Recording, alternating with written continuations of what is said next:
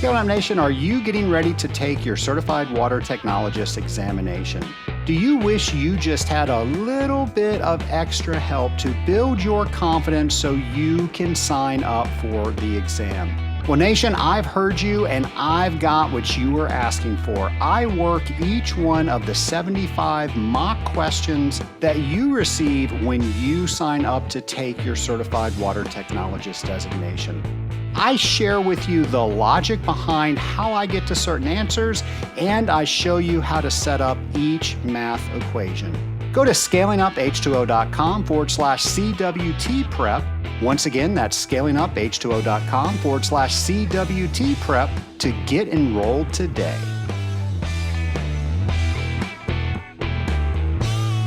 Welcome to Scaling Up H2O, the podcast where we scale up on knowledge so we don't scale up our systems. Nation, I am coming to you live from the Scaling Up Studios, well, as live as a podcast can be.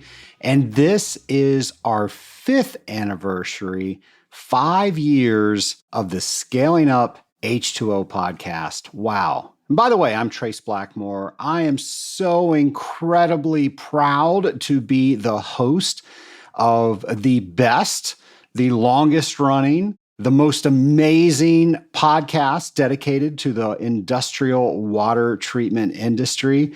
And today we're just going to celebrate the last 5 years.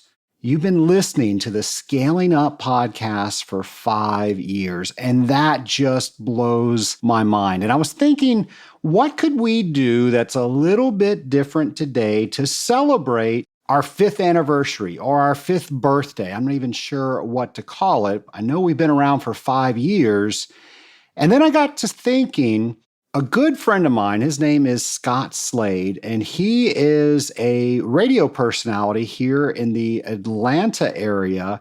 He's been in broadcasting for over 50 years, and he's just shared so much knowledge with me on things that I can do better with this show. He helped me improve my studio, told me what equipment I needed, helped me set it up. And the list goes on. He has just been incredible. And by the way, Scott's actually been on this podcast. You probably didn't even know that you heard him. But in 2020, when we were covering the AWT virtual convention, he introduced the podcast on episode 158. I think Scott has the best voice in radio. I urge you to listen to 158 so you will agree with me. So I'm going to take something that Scott does every morning on his show and bring it to this show. Now, the Atlanta Morning News is what he hosts, and every morning he does the top 5 things that you need to know. So I'm going to do a little spin on that for today's 5th anniversary, and I'm going to mention the top 5 things in 3 different categories. Those categories are going to be community, guests, and inspiring quotes. I'm going to list 5 things that really came to mind when I was thinking about this show for you today. But before we go there, here's a brand new Thinking on Water with James. Welcome to Thinking on Water with James, the segment where we don't give you the answers, we give you the topics and questions for you to think about, drop by drop. Now let's get to it. In this week's episode, we're thinking about whether you can rely upon the tracer to determine product concentrations in your water systems, or are there other ways to confirm? Should you be regularly testing beyond just tracers like PTSA? Can anything impact the tracer to make it an unreliable indicator of product levels and performance? How might time, biocides, etc. impact tracer levels? Even if the tracer levels are correct, what else may be happening in the water system to impact other product ingredients? Take this week to think more about the tracers you use and learn more about them. Be sure to follow hashtag TOW22 and hashtag ScalingUpH2O to share your thoughts on each week's Thinking on Water. I'm James McDonald, and I look forward to learning more from you. 5 years ago, I recorded episode 1 on my Bluetooth headset and then sent it off for approval on Apple Podcasts. I just can't believe that that was 5 years ago. And if you're wondering why Apple Podcasts, because we're just about everywhere where you can consume podcasts. I learned that that's where you needed to send a podcast off to get the most coverage. How did I learn that? I spent an entire weekend Googling and YouTubing. I love that those nouns are now verbs. I was scrubbing the internet trying to figure out how to produce a podcast. So I had to know really what were all the behind the scenes that I needed to do to get the podcast to you.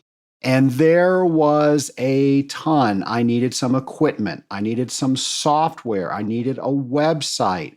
I needed a schedule. I needed all of this stuff. And I found so much content online searching. And I just put everything together in a way that logically made sense to me. And then I did what I do. I created procedures. And that's something that I do just to save bandwidth in my head. I will learn about a new topic as much as I can, and then I'll write out procedures so I don't have to relearn it every time I go do it. And here's the cool thing about that. Because I had these procedures that I would follow every time that I would do a podcast, when the podcast became successful enough and I was able to bring on people to help me with that. By the way, thank you so much for the wonderful people that help me with the Scaling Up H2O podcast. They don't get enough limelight within this podcast. So Corinne Drury, you do an amazing job making sure that this podcast is always getting better in quality. And you took those procedures that I originally made and you made them so much better. You're always looking for the next thing to do. You're trying to figure out how we can find the next listener, how we can keep everybody engaged, and the list goes on. So thank you for helping me get this podcast to 5 years. And the other person I want to thank is Margie Davin. Margie, you do all of the backroom work to make sure that things get loaded. All of our social media goes out, all the things that people recognize us for with reaching out to the community, with bringing them information. That doesn't just happen magically. That happens because you're doing that. So there are two people that are helping us bring you the Scaling Up H2O podcast. And that leads me back to that very first weekend when I was learning about podcasts, when I recorded that very first show. And today, this is episode 247. And actually, we have a little more than 247 episodes out there in the Scaling Up universe. Why are we on episode 47 then if we have more? Well, in the beginning, I tried to be creative with numbering, and I was doing point 1 and point 2 because we covered a couple of episodes on a certain topic. I learned that you don't need to be creative. You need to be simple. You need to find things that were repeatable and people just understood what was going on. Again, I had 5 years to figure this out, and I'm still figuring this out each and every time I come on the air with you. All that to say that 5 years ago, Scaling Up H2O was born. What was also born was the Scaling Up Nation. And that brings us to the first item that I want to talk about on those three things that I listed: community. I know better than anyone how isolating our profession can be. Long drives, working in closed off areas with hardly any occupants running through it. While we're running our tests, while we're diagnosing our systems, it can be very lonely. I also know how hard it is to read that book that you want to read while you're driving, while you're working, and you're so busy working, you don't have time to read, you don't have time to hone your skills, to learn new things, to learn new techniques. Last week, we talked about this very thing with Jerry Angelilli, and he talked about how he used to use books on tape. Yes, actual tapes, cassette tapes. So many people out there listening have no idea what those are, or if you've seen them, you have never used them. I can tell you that this is how I used to prep for trips. And when I was in the field working with my dad, I used to be out of the house 70% of the month. I spent so much time driving around, going to different territories, spending time in hotel rooms. I would go to the library and I would check out books that I wanted to listen to while I was driving. Well, back then, that's where you got these things. You got them from the library. You could only check out so many at a time. And I remember when that cassette tape clicked of the very last tape that was in the series. And then I didn't have anybody to talk to. Of course, they weren't talking to me. They were kind of reading to me, but that made me better. It allowed me to learn something. It got me thinking on what was something that I could do with what I was hearing. And when that cassette would click because it was over and I didn't have another one to load, I just remember feeling, now what?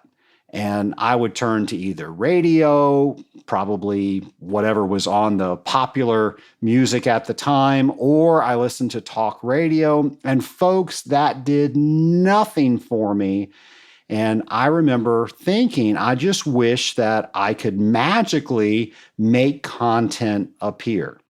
Well, today, that's what we have. We've got a platform where we can go online, we can consume as much content on any topic that we can think of, and it's just there. What an amazing world that we live in now, where we don't have to go to the library, we don't have to check things out. There is just content waiting for us. And hence, that's one of the main reasons that I started the podcast. I wanted to make sure that you didn't have to suffer through what I had to suffer through. You had that information at your fingertips and you could learn more about this amazing industry each and every week by just driving to account to account. Now, that's one of the main reasons I started the podcast, but it wasn't the only reason, and it wasn't the foundational reason that I started the podcast. I started the podcast because I wanted a community. I wanted people to come together in an industry that people don't normally come together in. We compete with each other, so we can't talk with each other. But yet, we're the only people that understand what we are going through. If we tell this story to our spouse, to our family, to our friend about what we did, it's just a bunch of words. And they probably agree with us and sympathize with us, but they truly don't understand what it is that we do on a daily basis. So how do we get each other talking with each other? Well, that's when the Scaling Up Nation was born. That was the amazing thing that happened 5 years ago when this podcast first came on the air. People started listening to this podcast and they started talking to each other about this podcast. The Scaling Up Nation is what I call you, the listener, and we're all part of that community. And I am so amazed and humbled and honored and all the other words I can't think of that I get to be the tribe leader of the Scaling Up Nation, our community. Well, it didn't take long for me to realize that there were people within the Scaling Up Nation community that wanted more. They wanted stronger relationships. They wanted people to help them get to the next level. How did I realize this? Well, the Scaling Up Nation is never shy of telling me what they want. And as I would talk to Scaling Up Nation members, I kept hearing a common theme. And myself, having been involved in a mastermind for years, I had always wanted to bring that concept to the water treatment community. And then the Rising Tide Mastermind was born. Today, we have well over 50 members in 5 groups. Hey, that's another 5. How about that? We also have others that facilitate the meetings alongside with myself. So we're now a community of facilitators within a community of members. And there are just so many amazing stories of how the Rising Tide Mastermind members have gone further than they ever thought they would, and they got there faster than they ever thought possible. And you talk about a tight-knit community that is all based on trust and making each other better and making our industry better.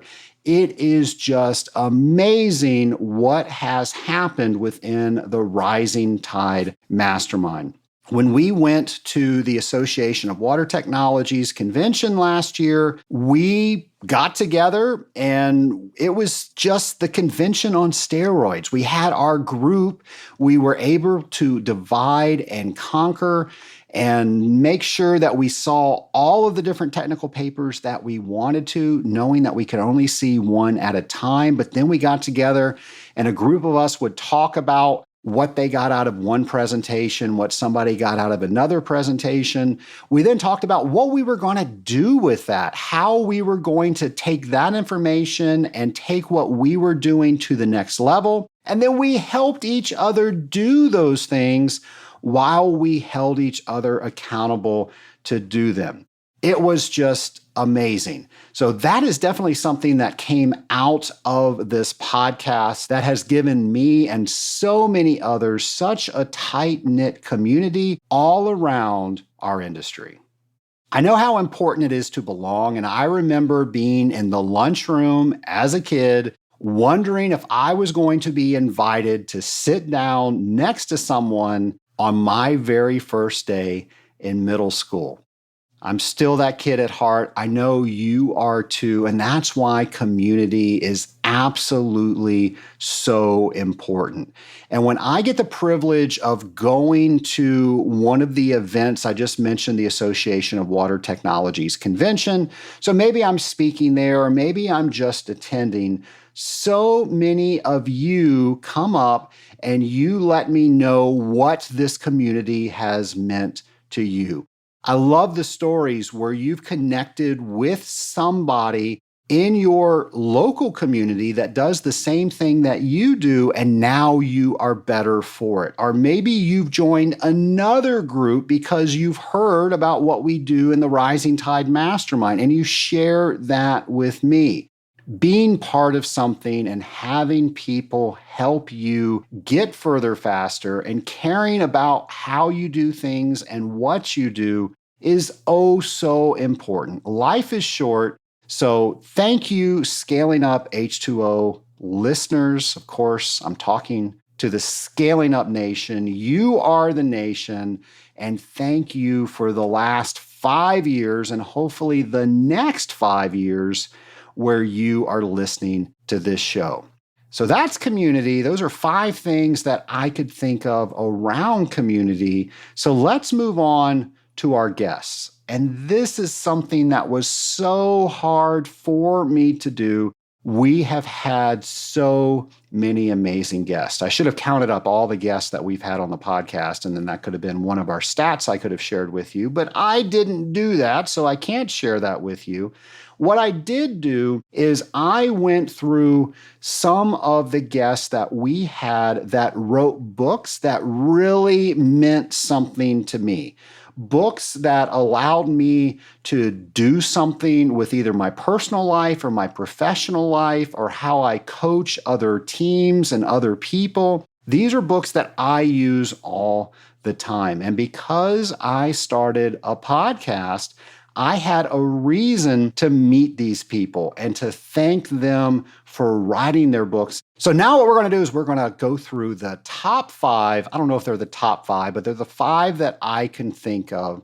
The first one Episode 29, airing in 2017. Actually, it aired in January of 2018. I recorded it in 2017. So the very first year that we had this podcast, I reached out to Captain David Marquet. That's episode 29. And Captain Marquet was the first author that I asked to come on the show. And honestly, Scaling Up Nation, I fully expected him to say no. But I know nothing ventured, nothing gained. If you don't ask, you're not going to get. And if you're going to ask, you might as well ask big, because somebody might say yes big. So I asked David Marquet to come on the Scaling Up H2O podcast. And guess what? He said yes. Nation, he wrote a book called Turn the Ship Around, and it is one of my favorite leadership books. The book is about how he instituted a leader-leader command structure instead of the normal leader-follower structure that we have in the Navy and any service. He figured instead of having one leader and 149 followers on his submarine, he could have 150 leaders. Now, the story is he spent a year preparing to captain the USS Olympia, which was one of the top performing submarines in the 7th Fleet. And right at the last minute, he got a change of orders, and he was ordered to captain the USS Santa Fe. And the Santa Fe was the lowest performing ship in the 7th Fleet. So him instituting that leader-leader command structure took the Santa Fe from the lowest position to the top position. What do I mean by that? The stats are amazing. One of the things they look at is the re-enlistment rate. So how many people are actually re-upping their contracts to stay more time in the Navy? Originally, before he took command, that was the lowest rate of the entire 7th Fleet. It might have been in a couple of fleets, I think he shares in the book.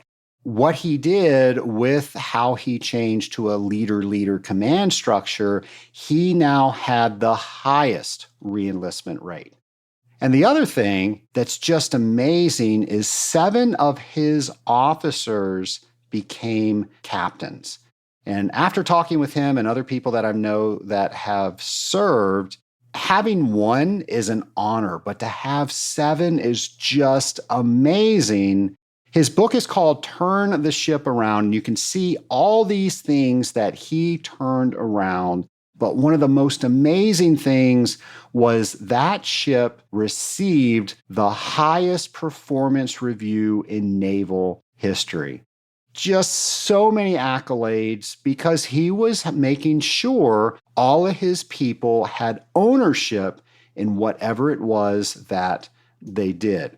Now, one of my big heroes, Dr. Stephen R. Covey, the author of The 7 Habits of Highly Effective People, he heard about all these amazing accomplishments, and he asked if he could come aboard the USS Santa Fe.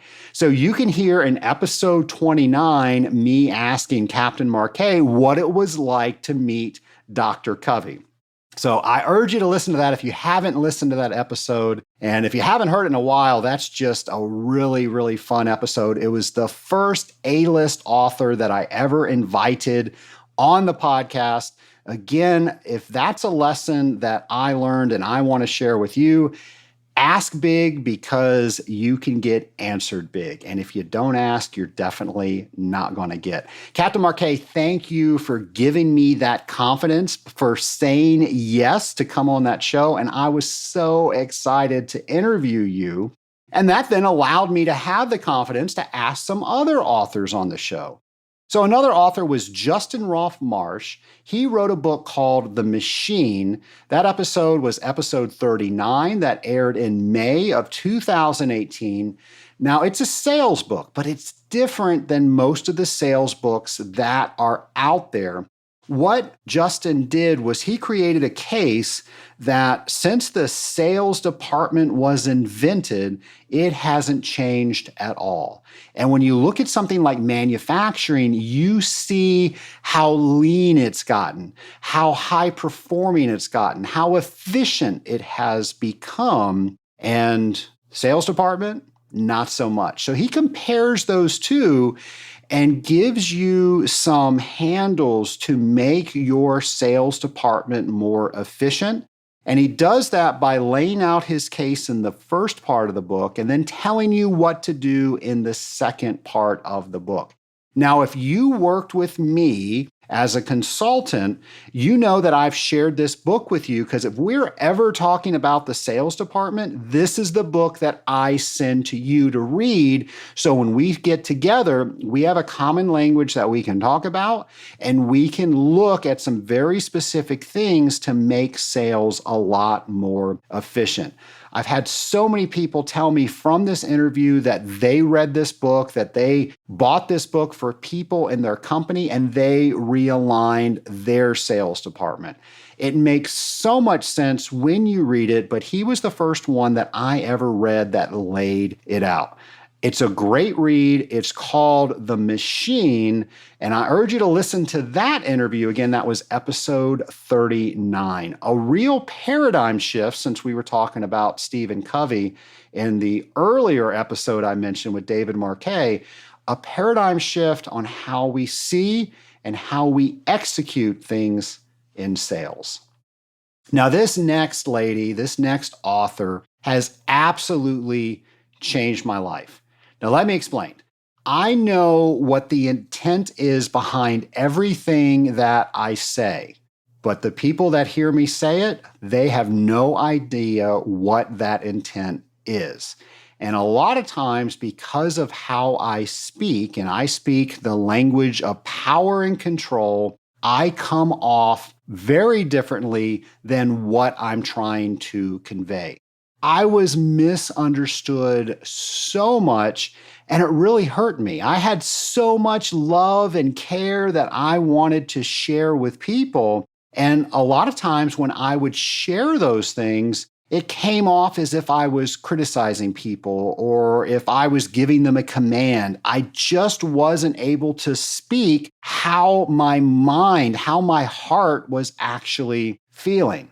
Then I was introduced to this author. Her name is Kathleen Edelman, and I've had her on the show twice. For the first time, she was on episode 117 that aired in December of 2019. And we, of course, didn't cover all the material with that, so I brought her back for a continuation of that episode on episode 179, and that was January of 2021. Nation, I could have her back for a third, fourth, and fifth time. There is so much wealth in what she teaches. I will never learn it all, and there's just so much out there. What she taught me was I am a red. What the heck am I talking about? Well, there are 4 colors out there. There's red, yellow, blue, and green. And what does that mean? Those are temperaments. She took something very difficult, temperaments, and made it so easy to understand. She taught me to understand what the 4 innate needs that I had as a red. And she taught me that when I don't get those needs, I don't work from my strengths.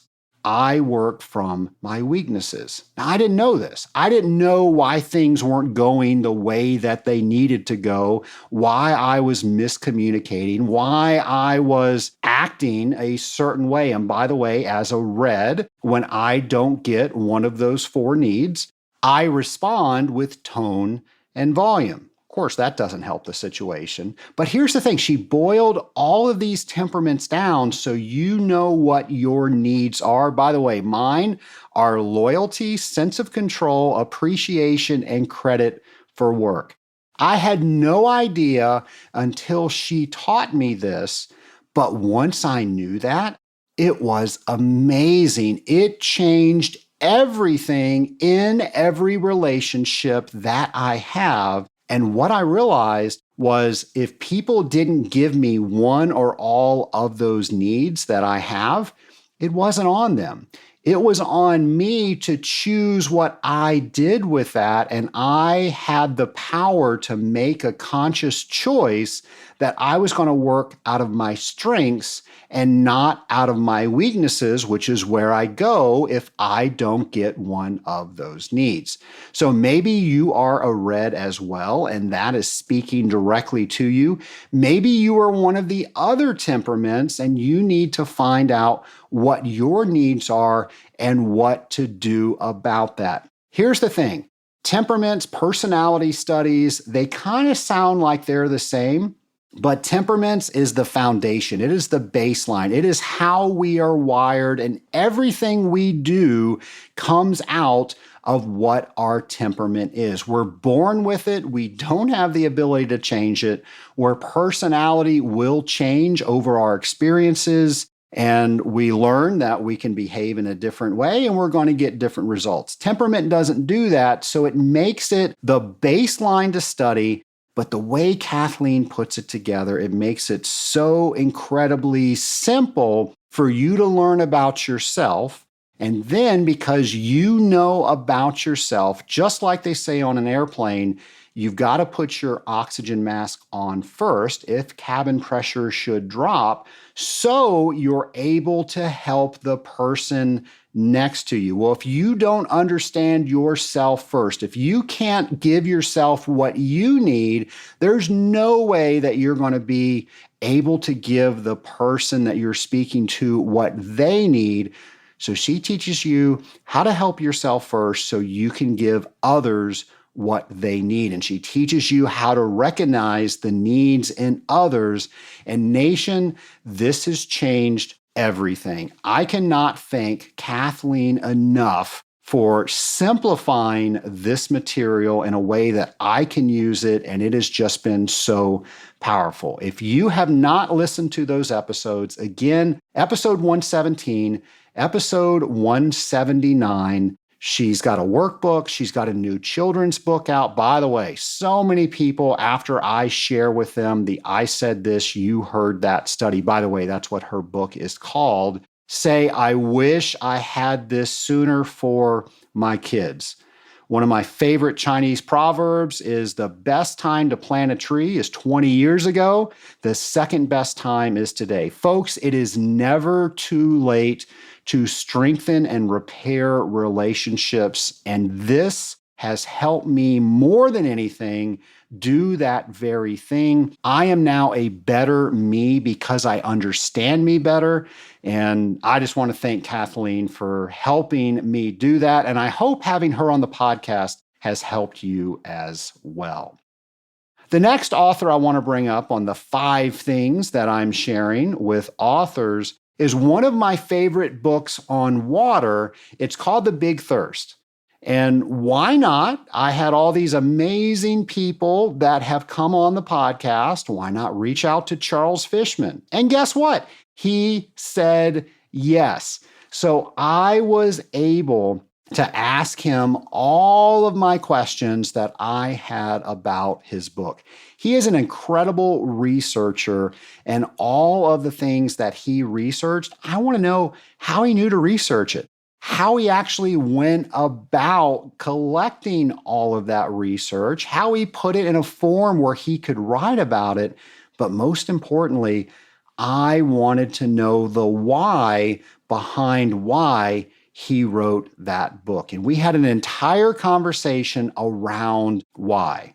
That's one of my favorite questions to ask authors is why did they write what they wrote? What was the true meaning behind it? What was going on with them? And what did they want to share with the rest of the world? What was the underlying foundation, the underlying meaning? To listen to that episode, that was episode 148, and that was in July of 2020. That leads me up to number 5, and that is Chris McChesney of the Franklin Covey Company, episode 164 that originally aired in October of 2020. Chris authored a book called The 4 Disciplines of Execution. This is an amazing book.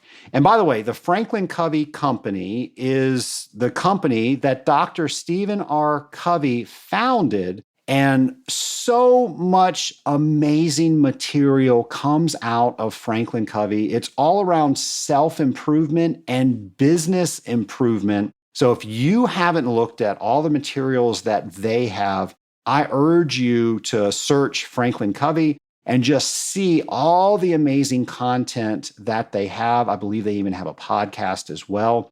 But one of the authors there, Chris McChesney, he wrote The 4 Disciplines of Execution. And if you've ever wondered how to rally a team, how to get people behind something, how to make sure we're keeping score properly, and how to make sure that we get to where we intended to get when we started this thing, this is the book for you.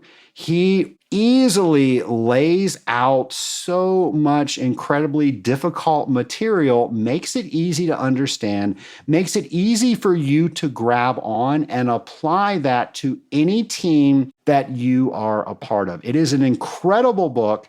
I urge you to read that and use that within your teams. It's something that I use within my team and people I work with all the time. And I got the honor of having Chris on this podcast and asking him all things that I've always wondered. What was the thing you left out in that book?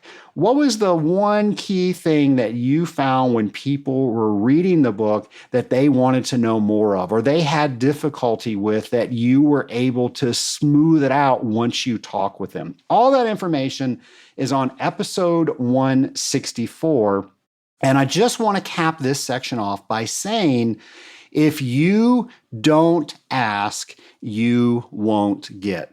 These people had no reason to come on the Scaling Up H2O podcast other than I asked, other than I wanted to share their whys behind why they wrote the book with you. I wanted to learn more about why they wrote the book, about things that were in their books.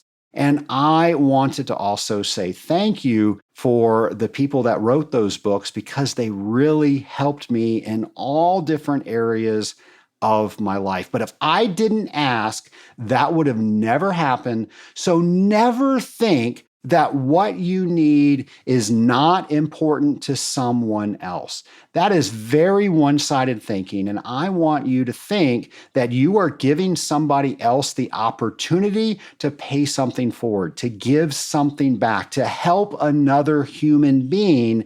And if you don't ask, they're not going to get the opportunity to do that. So by all means, you ask. So moving along in the categories that I mentioned, and the top 5 things I was going to mention in each one of those categories. Again, we talked about community. We just talked about some of the fantastic guests and authors that we've had on this program.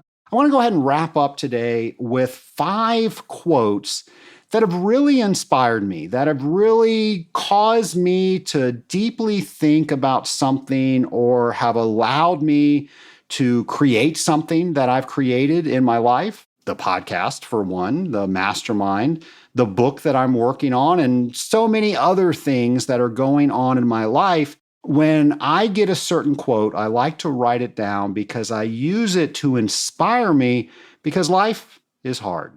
I know you know that. And there's so many things that are getting in the way of us doing something else, doing something different. And sometimes these quotes help get me to that next level, that help get me out of that pit of despair of the day-to-day, of all the issues that come in a job like ours.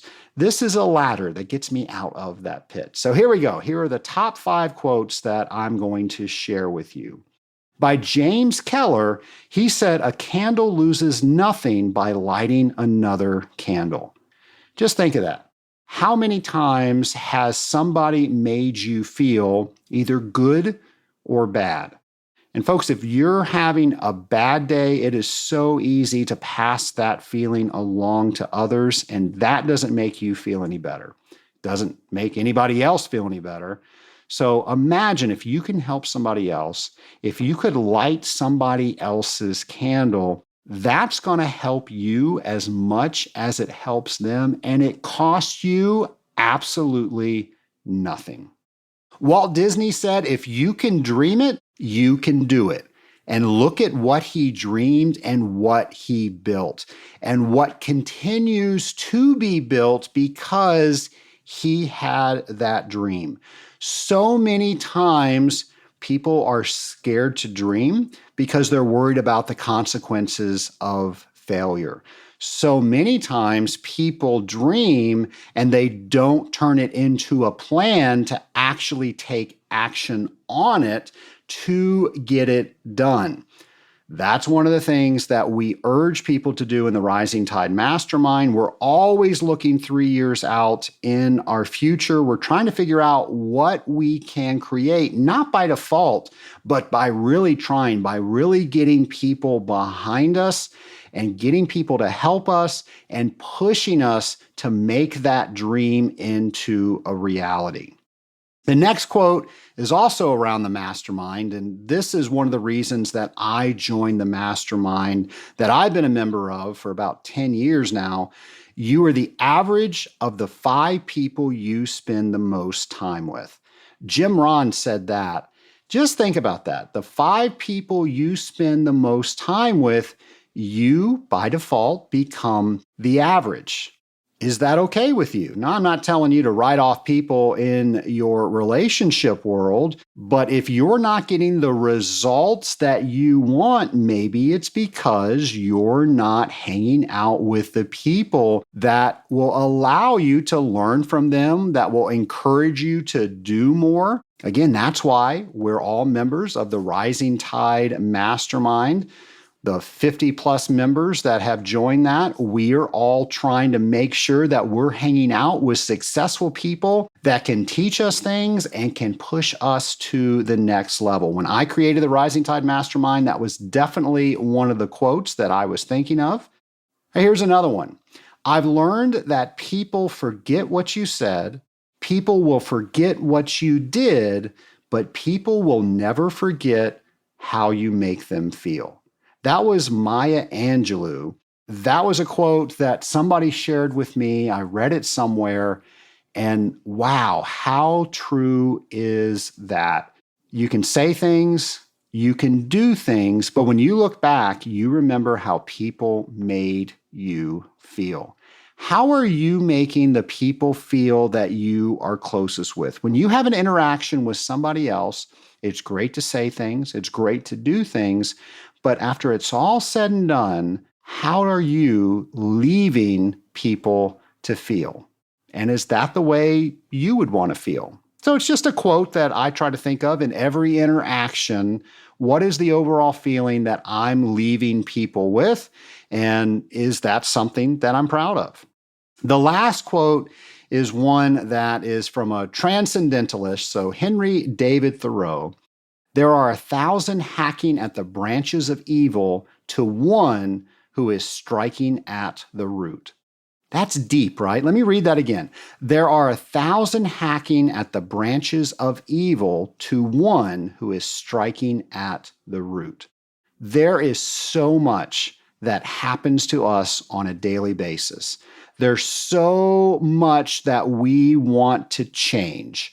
There might be certain issues that are going on in the world, and we're dealing with the static around those issues. Or maybe it's just some of the noise around one of the core issues of our life. Maybe there's something that we need to change in our life. Maybe it's something with our health. Maybe it's a certain habit. Maybe it's a way that we have been treating somebody. Maybe it's a relationship that we want to repair. So many times we are dealing with the symptom and not the root cause. That quote always gets me to think about that we have the power as an individual to make things better.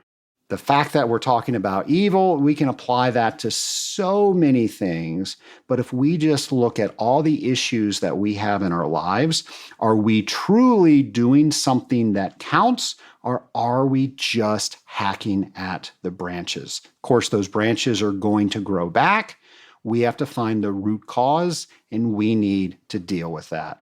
Nation, this has been a fun show. I can't believe that it has been 5 years that you and I have been spending time with each other. Thank you for spending that time with me. I hope you enjoyed this look back at some of the top 5 things that I wanted to share with you. Of course, this was all in honor of my friend Scott Slade, who every morning on Atlanta Morning News, he shares the top 5 things that we need to know about our day. So here are the 5 things that I wanted to share with you about this podcast. Nation, don't worry, we're going to have another brand new episode for you next week. In the meantime, I hope you catch up on some of the episodes that I mentioned today. Maybe re-listen to some of those episodes because they meant so much to me. I learned a lot, and I would absolutely love the next time you see me to let me know something you learned from one of those interviews. Have a great week, folks. Scaling Up Nation, we have just started a new group within the Rising Tide Mastermind. I am so amazed at how successful and how well received the Rising Tide Mastermind has been in our community, and we are starting a new waiting list for the next group. If you want to get on this waiting list so you can start with our next group, go to scalinguph2o.com/mastermind to see if this is the right group for you. And then after you and I have a brief conversation to make sure the group fits for you and you fit for the group, we can get you on that waiting list. I can't wait to talk to you. Remember, scalinguph2o.com/mastermind.